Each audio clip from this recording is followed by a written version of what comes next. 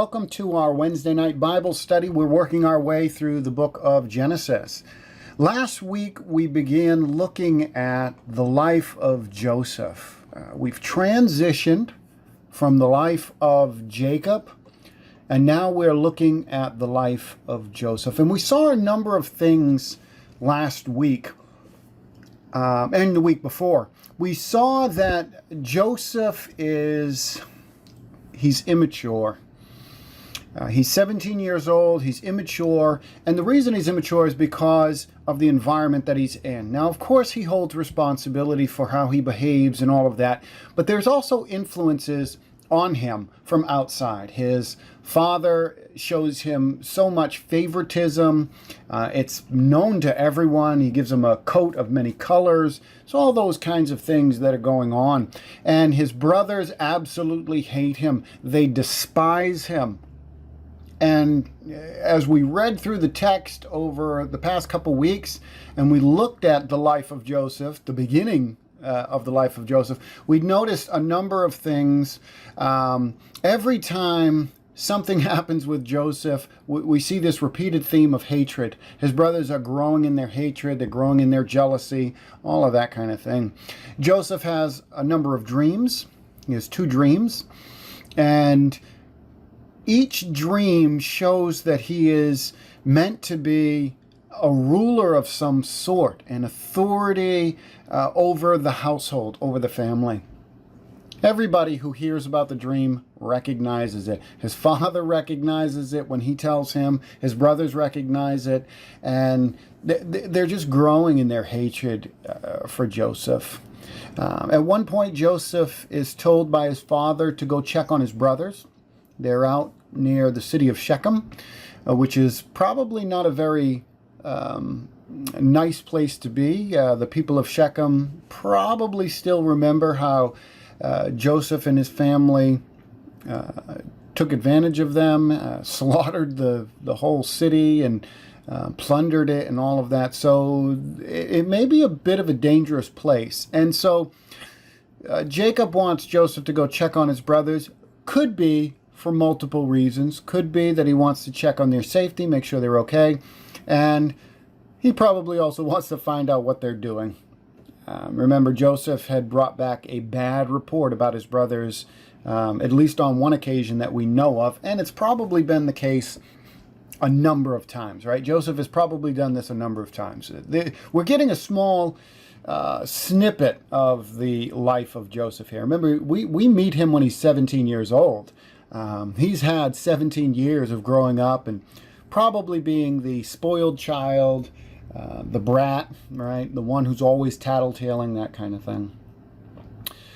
We notice that when he goes out to find his brothers, they're not at Shechem anymore, and he speaks to one of the people out near Shechem, and they say, well, they've left, they've gone to a different area. So Joseph pursues them. He's going to go find them, and because Joseph is probably walks a certain way, and definitely because he has a coat of many colors, his brothers spot him from a distance. And when they see him, their hatred and their anger and their jealousy finally consumes them. And they want to kill their brother. You remember Jesus said, if you hate your brother in your heart, you've committed murder.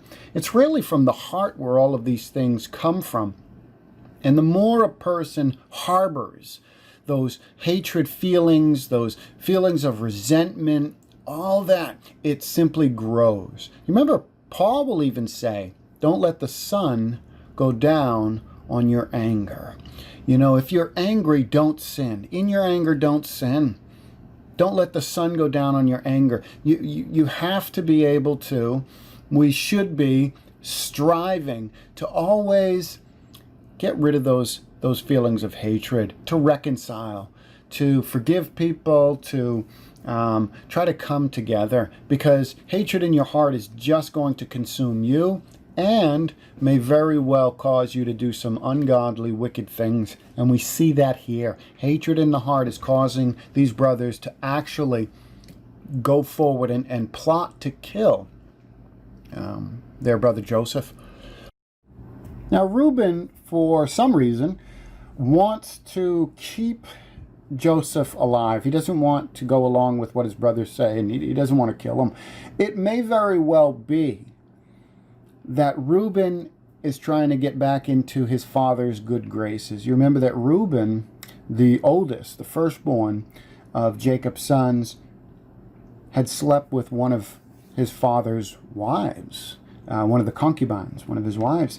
And so that's probably not putting him in his father's good graces. So it may be that Reuben wants to keep him alive so that he can kind of get some favor back from his father. But also, because Reuben is the oldest, he's going to be held accountable for anything that goes on here. He's the one who bears the responsibility. So he gets the brothers to turn away from killing Joseph. He says, let's not kill him. So what they do is when Joseph finally gets there, they strip him of that coat of many colors, right? That sore spot, that item that points and pokes and prods at the brothers to show that they are inferior to him in their the sight of their father. So they take that, they strip him of it, and they throw him in a well. They throw him in a pit. It's supposed to have water in it, doesn't have water in it. They throw him in there. And then they sit down and they eat. They sit down to eat, and you know that they're deciding what to do with him. Some of the brothers, I'm sure, are still saying, maybe we should kill him. What are we going to do with him? If they let him go, they're going to be in worse trouble with their father than they already are. So they're plotting, they're planning, they're scheming, but it's interesting that they sit down and they eat a meal. It shows the hardness of these brothers. Well, they decide that what they're going to do is, hey, let's not kill him. Judah says, look there's some Ishmaelites coming, there's some traders coming. Let's sell them. We'll sell our brother and we'll make a couple bucks off him, right? So Judah is, hey, he's all about the money. We'll kill two birds with one stone. We'll get rid of this dreamer. We won't have to let him go and get in further trouble. We don't have to kill him, and we'll make a couple bucks off him anyways. So they decide, that's a good idea. So they sell him. They sell him. And the Ishmaelites, they take Joseph down to Egypt. Now, when Reuben returns, he's wondering where the boy is. I don't know where Reuben went. We're not told. He was there. He saves the boy's life. But then he's gone. He disappears. Now, he could have been trying to make plans to, get Joseph out of there. Or who knows? We don't know. We don't know. But finally, he shows up, and Joseph is gone. So he's wondering, where's the boy? He's going to be held accountable for all of this. It's very interesting, though, that Reuben is more worried about himself than he is really about Joseph. What's going to happen to me? Where's the boy? How is this going to affect me? He's really self-centered in all of this, at least as far as I can tell. I think he's very self-centered in this. He's not really, or he doesn't appear really to be worried about his brother. He really seems more to be worried about himself. And that's pretty much where we'll leave things. The brothers go back to their father. They show him the bloody robe, right? They put some blood on the robe, and they say, do you know, can you identify this? And of course he can. It's Joseph's, and Jacob is distraught, and nobody can comfort him. In the mind and in the heart of Jacob, as well as the family as a whole, Joseph is dead. That's where we leave things. We leave Joseph dead. Now, we know that he's gone down to Egypt, but remember, in the hearts and the minds of even the brothers, because later on they assume that Joseph is dead. For everybody involved in the story, other than Joseph, he's dead. He's gone. So then we move in tonight. We're going to look at chapter 38. So let's look at chapter 38, and we're going to read the first 5 verses, and we'll work our way through this text. So we left Joseph, and here in 38, it starts out by saying this. It happened that at that time that Judah went down from his brothers and turned aside to a certain Adullamite, whose name was Hira. There, Judah saw the daughter of a certain Canaanite, whose name was Shua. He took her and went into her, and she conceived and bore a son, and he called his name She conceived again and bore a son, and she called his name Onan. Yet again she bore a son. She called his name Shelah. Judah was in Chezib when she bore him. All right, so chapter 38, we leave the life of Joseph and we start to learn about Judah. We focus in on just another child of Jacob, and that's Judah. But the question is why, right? Why are we looking at Judah instead of Joseph? Didn't we have that transition period? And we had said early on that now basically it's going to be all about Joseph? Well, there has to be a reason, right? This story has to have something to do with Joseph's life. So here's what I would suggest, that we simply file it away for the moment, right? And when we return to Joseph and his life, things should start to make sense, and we should start to see some connections between this event in Judah's life and the life of Jacob, and the life of Joseph. So for now, we'll just simply file that away, and we'll look at what transpires in the life of Judah. So what do we notice in these first couple verses? Well, who did Judah marry? Well, he marries a Canaanite woman, right? Marries a Canaanite. Now, it doesn't say necessarily, but it says in verse 2, he says when he was there with Adullamite and this Adullamite named Hira, that Judah saw the daughter of a certain Canaanite. I think that he saw outwardly. We're going to see this time and time again. We saw it in the life of Jacob. We'll continue to see it throughout the life of the nation of Israel. People are looking on the outward. I think he looked at her outwardly. He saw the daughter of a certain Canaanite. He wasn't concerned about what her background is. He wasn't concerned about her morality. He just simply saw her. I think the implication is, and maybe not, but in my mind, I think she must be attractive, so he takes her. Now, the problem is she's a pagan, and this is a bad thing, right? I mean, if someone marries a pagan, well, that doesn't necessarily mean that they are going to turn away from the living God, but it certainly is very likely that something bad's going to happen, that they're going to be turned away. We see this explicitly in the life of Solomon. Solomon, it says, his wives turned his heart away from Yahweh, the one true God. We see this at other times as well. So this really isn't something good.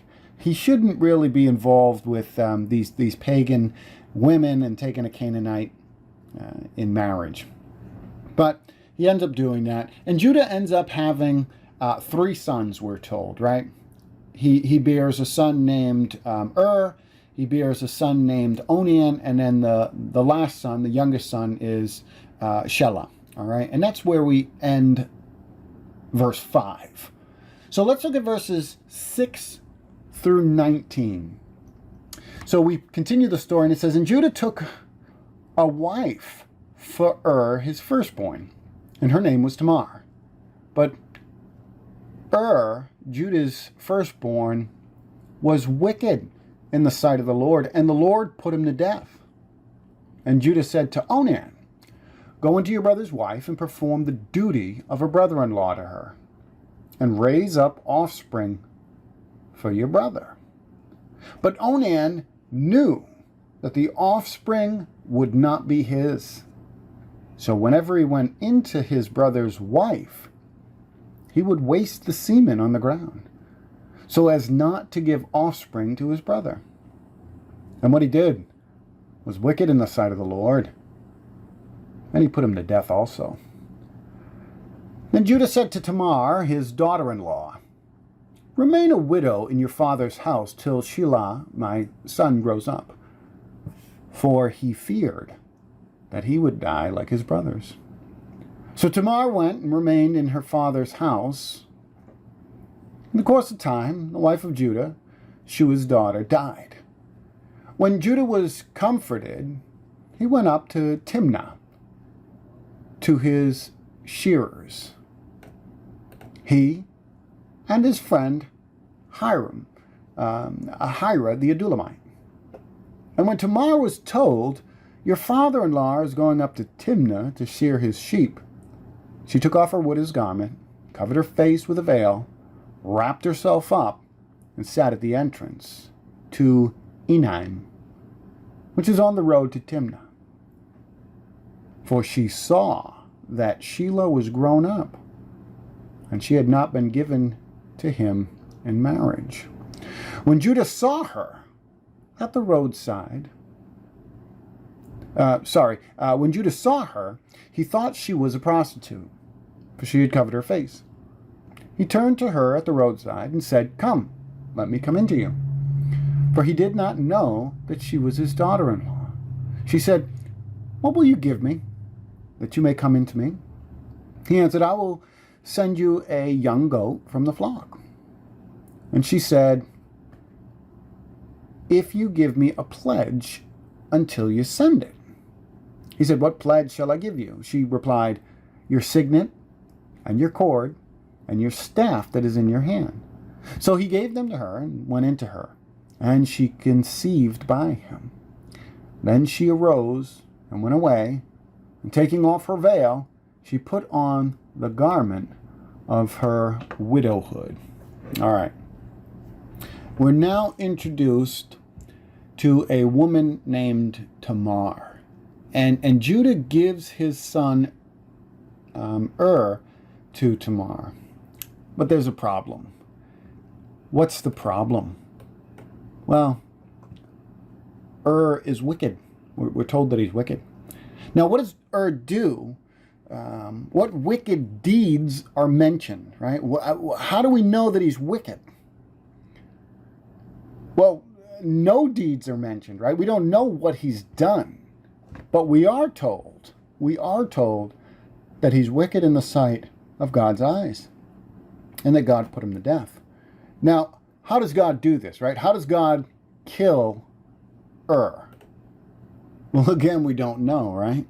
Was it by natural means, so that it was what we might call the providence of God?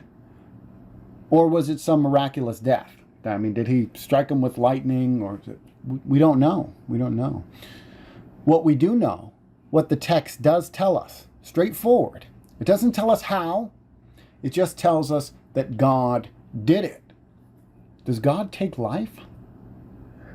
Would God kill someone? Absolutely. This is not the only time in the scriptures that we'll see this. Absolutely, God will take life. We have to remember, he's in control. He's the king. He's the sovereign Lord. And whatever he does is just and holy and righteous. And he takes this man out. So Judah then gives his other son to Tamar, so that Onan can have a child for his brother Now, this is strange to us. I know. In our culture, in our society, this is weird. But in the ancient world, this is what's later becomes known as the Levirate marriage. In fact, it's in the law of Moses. Moses will write the law, obviously inspired by God, and some of this will be detailed. But in the ancient world, the idea is that when a man dies without having a male offspring, his brother is supposed to take his brother's wife, right, and have a male offspring for him, right, in his name.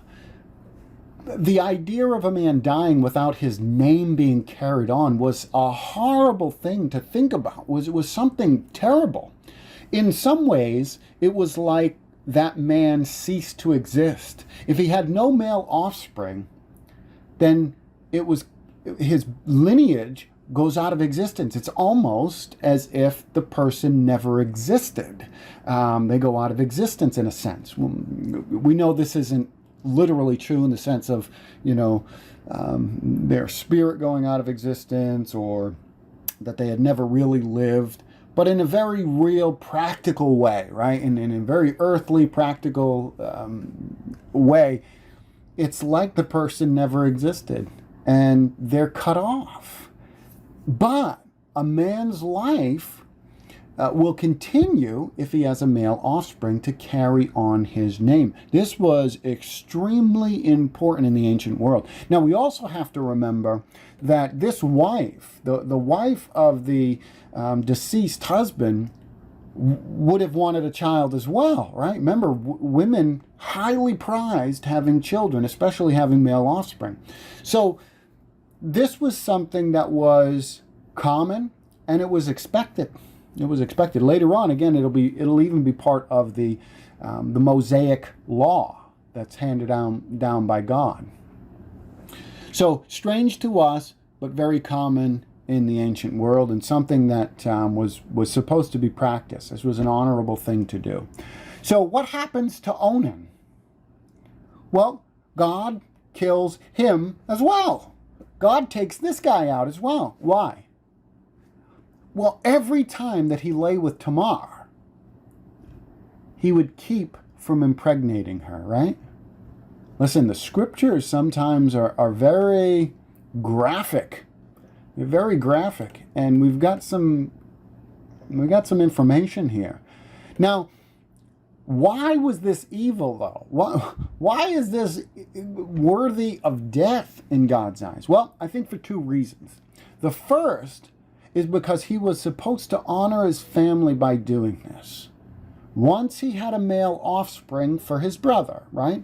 Once the first male that would come out of Tamar's womb would have been considered Er's son, and he would have kind of carried on that family name. But the rest of the children would have been considered his, right? But he refuses to do this. He's unwilling to honor his family. He's unwilling to honor his brother in doing this. And again, this was a very important thing in the ancient world. So there's the first reason. But the second reason is because he's basically treating Tamar like a what? Like a prostitute, right? He's getting what he wants from her, but he's not providing for his brother or for Tamar. Again, she has no children. She would have desperately wanted to have a male offspring.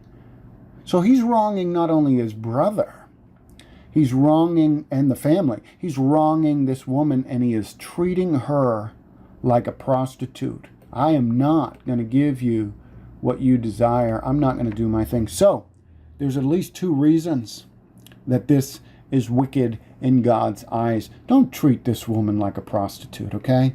This is meant to be something that is going to carry on the legacy and is going to bless this woman. And so Onan is treating her like a prostitute. Why are these boys so wicked? These men, right? They're not boys anymore. But why are these children of Judah so wicked? Well, we don't know. We're not told why. But we can kind of guess, and we can kind of put some things together. And there may very well be some parental influence going on here. After all, we've seen this cycle in the past, haven't we? We've seen this cycle of parents influencing their children to act in ungodly ways. We see it in the life of Abraham. We see it in the life of passed on to Isaac. We see it passed on to Jacob. And we've seen it passed on to Jacob's sons. So we don't know for sure, but it seems certainly plausible and reasonable that there's some parental instruction going on here. Maybe not verbal instruction, but just in the way that one lives. They're teaching, right? And what do we know about Judah at this point in his life? Well, we know that he was willing to sell his brother to make a couple bucks. We know that he married a pagan woman, right? So we know that Judah is not a morally upright kind of guy. So it's very likely that through his example and his wife's example, his sons are learning how to be wicked. That's just the way it often goes. So Judah then promises Tamar, the younger of his children, the younger son, he's going to give her this boy in marriage when he's old enough, right? In order to complete that Levirate marriage. But he's only stalling. Now the boy was maybe too young to marry, but he's really just stalling. He's unwilling to give Tamar the last son. Why? Why is he unwilling to do it? Well, the text tells us. He's afraid that son's going to die just like the other two did. Now think about this for a moment. Does Judah know that God is the one killing these men because they're wicked? Well, we have no indication that God told Judah anything, right?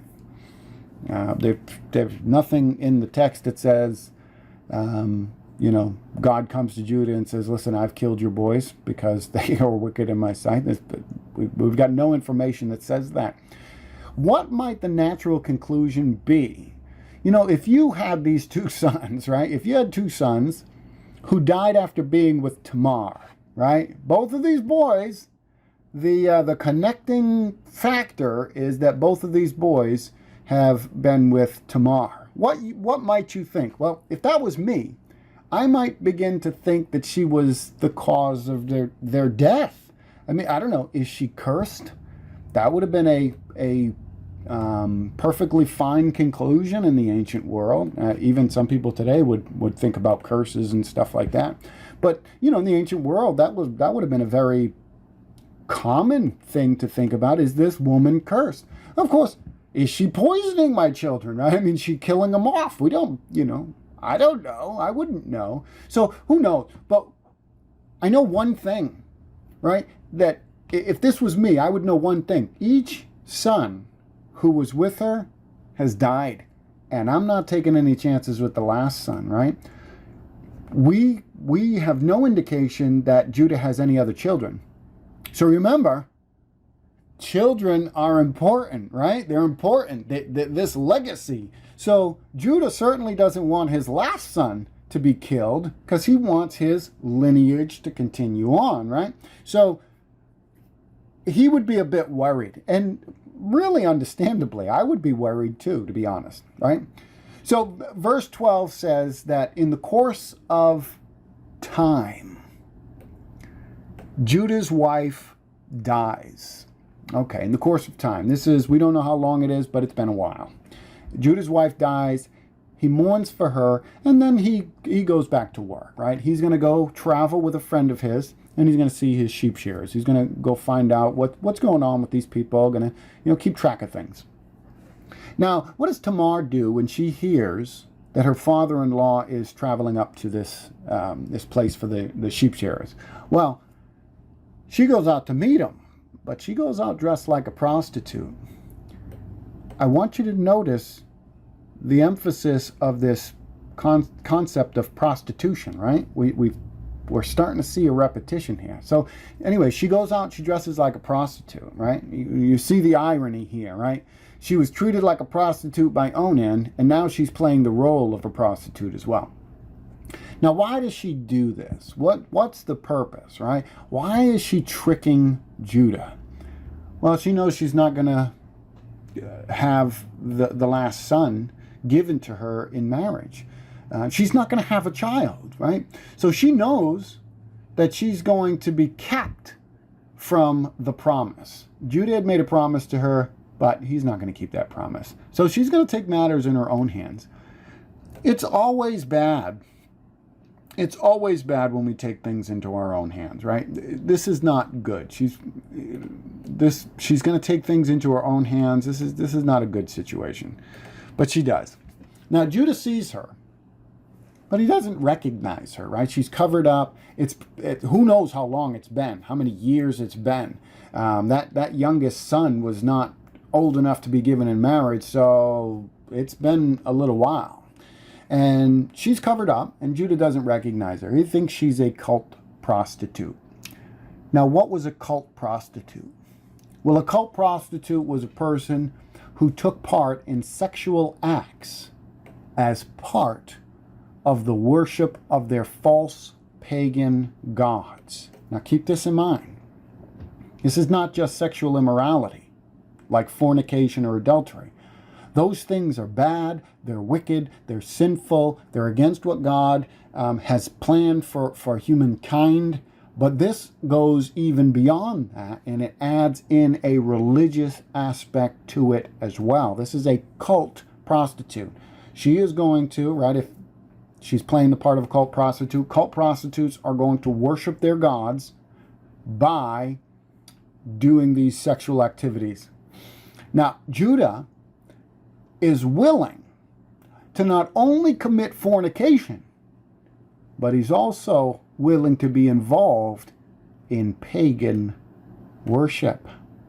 You know, the Apostle Paul discusses this, and he speaks to Christians and he says, how can you join your body with the body of a prostitute?